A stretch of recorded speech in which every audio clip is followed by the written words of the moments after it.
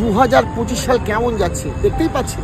জ্বলন্ত উদাহরণ Delhi railway station দুর্ঘটনা, আপনারা দেখলেন, বিখ্যাত ঘটনা। এছাড়া দেখলেন মহাকুম্ভ মেলায় পদপিষ্ট হয়ে যাওয়া, সেও একটা বিশাল দুর্ঘটনা। তারপরে দেখলেন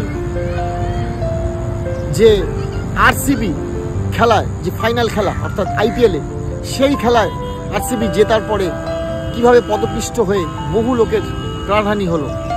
একের পর এক দুর্ঘটনা। 2025-এর না, 2025 মানে ধ্বংস, 2025 মানে যুদ্ধ, ভারত পাকিস্তানের যুদ্ধ, পেহেলগাঁও বিরাট একটা জঙ্গি হানা হয়ে গেল, সেই 2025।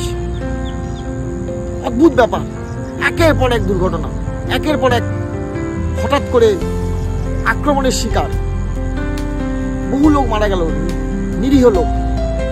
তারপরে ভারত পাকিস্তানের যুদ্ধ আরম্ভ হলো, নির্মম পরিণতি। এবং এটাই হওয়ার ছিল, কারণ 2025 মানে যুদ্ধের বছর, 2025 মানেই রিভলিউশনের বছর। যা কিছু হয়নি সেই কিছুই হবে, সেইগুলি করে দিতে পারবে। যা কিছু পেন্ডিং কর্ম হয়ে যাবে, পূর্ণ হয়ে যাবে। আর 2025 মানে লেটেস্ট সংযোজন 12ই জুন বিমান দুর্ঘটনা। 12ই জুন মানেও কিন্তু নয়, 2025 মানে কিন্তু নয় মানে মঙ্গল। মঙ্গল যখন, আর 13 গাড়ি কি বলে জানেন, একে বলে 16, এটাকে বলে live experience card, tower card. Tower moment মানে লাইভ এক্সপিরিয়েন্স, লাইভে মনে রাখার মতো ঘটনা, লাইভ পরিবর্তন করে দেওয়া, ড্রাস্টিক চেঞ্জ, ট্রান্সফরমেশন, এসবের ঘটনা হচ্ছে 2025। আরও কত জানি না, এই এত কিছু দুর্ঘটনার সম্মুখীন হতে হবে। খুব সাবধানে থাকবেন, সতর্ক থাকবেন, শান্তিতে থাকবেন। ধন্যবাদ, নমস্কার।